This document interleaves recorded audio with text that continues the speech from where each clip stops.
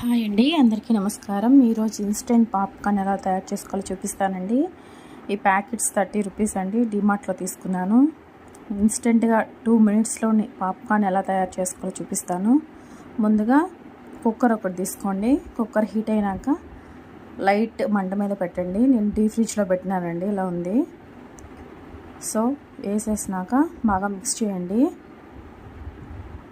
Mix చేసేసిన తర్వాత చూడండి, కరిగిపోయింది. జస్ట్ దాంట్లో మసాలాల ఆయిల్స్ అన్నీ ఉంటాయండి. మామూలుగా అయితే మనం ఆయిల్ వేసి చేసుకుంటాము. సో దీంట్లోనే ఆయిల్ ఉంటుంది కాబట్టి డైరెక్ట్గా పాప్కార్న్ అయిపోతుందండి. హీట్ అయ్యే వరకు, హీట్ అయిన వెంటనే మీరు కుక్కర్ని జస్ట్ మూత పెట్టేయండి, అంతే చాలు.